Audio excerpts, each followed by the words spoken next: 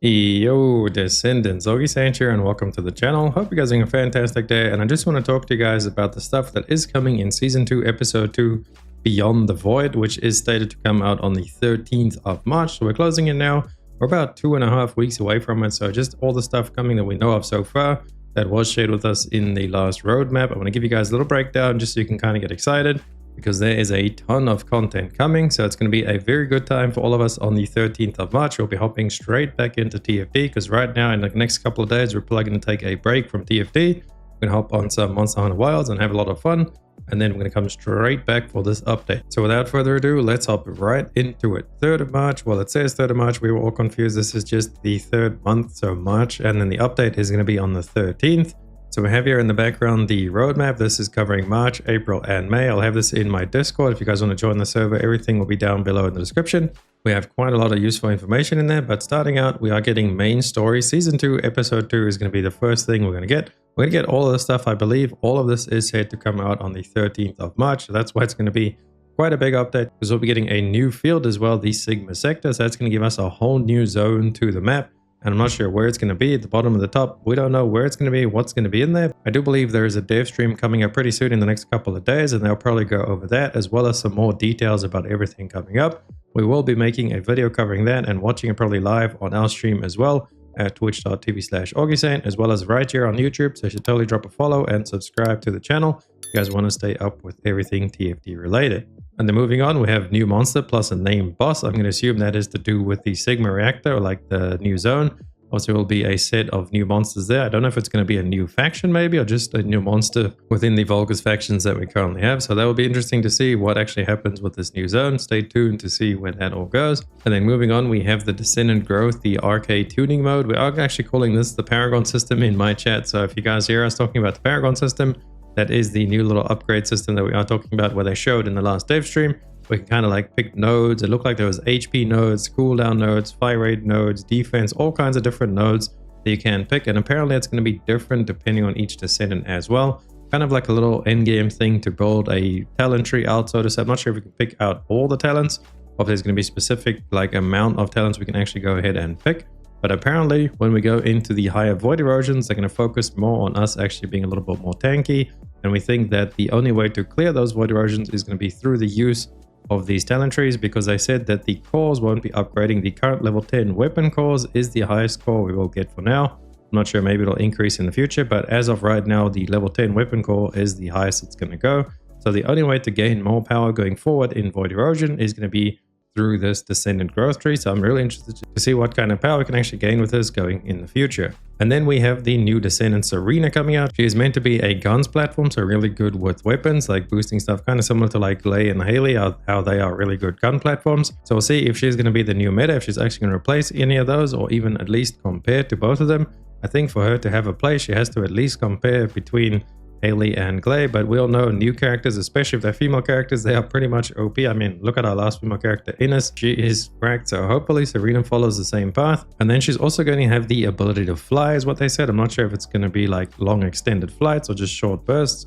We'll have to wait and see for more info coming up soon, but we all know Serena's coming. I'm going to definitely get her day one so we can start making a build for you guys right away and testing all the different things she will bring to the table. And then moving on, we have 4 new ultimate weapons. They haven't mentioned anything about what kind of weapons, like what type. It's going to be rocket launcher, hand cannon, AR, LMG, anything like that. All we know is 4 new old weapons coming. So that means we're going to get a lot more mastery rank, as well as 4 new ultimate weapons to go ahead and core. So start saving up your cores, try and get yourself a couple of cores saved up, at least 4, and also start saving up a couple of catalysts so you can be ready to build out these weapons. We will be going hard day one trying to build these out to see if they're actually good, to recommend to you guys, so you can actually not go ahead and waste any colors and stuff. But so far with their new ultimate weapons, every new ultimate weapon that has come out has been pretty mid. I mean, Excava now, after the buff changes to like attribute and weak point, it's kind of good, but it's still just not as good as some other weapons are. So I really hope that the new ultimate weapons we get, that some of them are actually really good. I would like if all of them are good,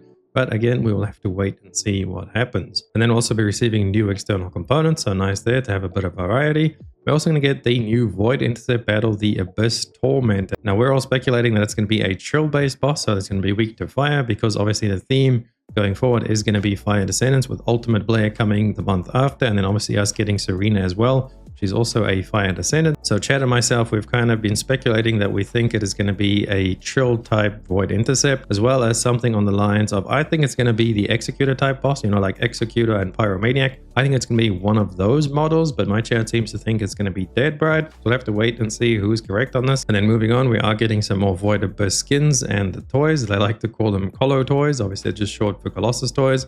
We'll be getting some more stuff, obviously, to the ETA shop over there. We are getting Season 2, Episode 2 Inversion Reinforcements. I believe that's going to reset our Inversion Reinforcements back down to 0.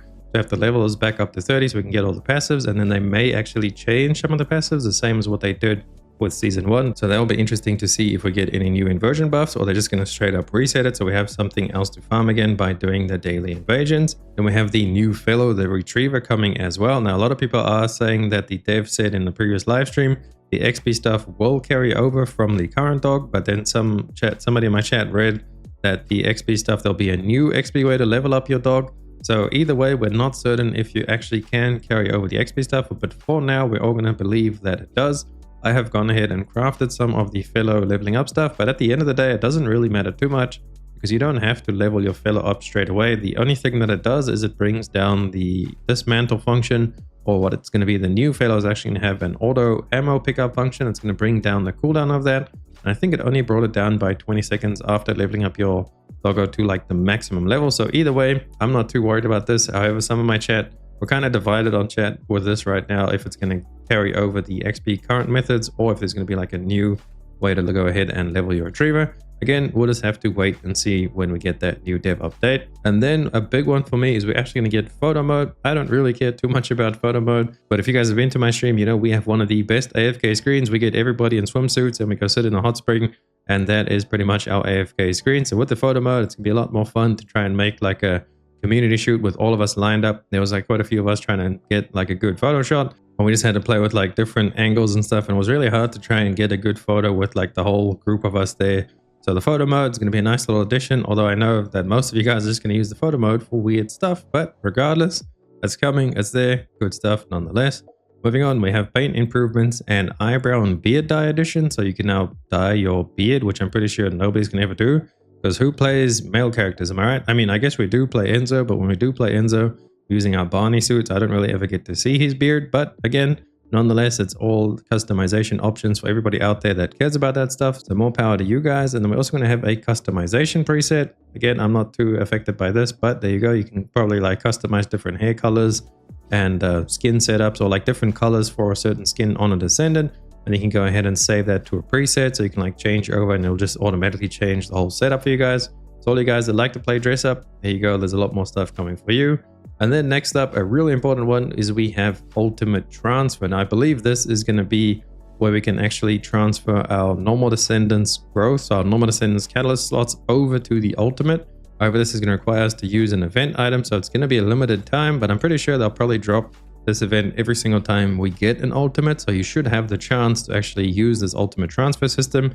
But don't take my word on that. We'll have to see going forward how this is actually going to play out, which I'm sure they'll totally cover in the upcoming dev stream. But nonetheless, it's going to be a very valuable feature, especially now with Ultimate Blair coming out. If you are a Blair lover or enjoyer, you can take your normal Blair and you should be able to save all of your catalyst slots, so you don't have to go ahead and recatalyze your Ultimate Blair when he does come out. And then another really important one is going to get the first Reactor optimization condition integration. So that means the first mounting, you know, when a reactor drops, it comes with the base reactor optimization condition. So if it's like a hand cannon or a rocket launcher, whatever it is, we're never able to change that. We're only able to implant 2 new conditions, but I believe this one is going to let us actually change the first reactor condition. So now you can have 3 different mountings of your choice for a single reactor. So not like a massive change, but it definitely is a welcome change for everybody that is trying to use like a min-max reactor with a bunch of different weapons when they're out playing like different Descendants. And then moving on, we have the limited weapon trade. It's going to add the Excava. So just because we're losing the battle pass now where Excava is obtained,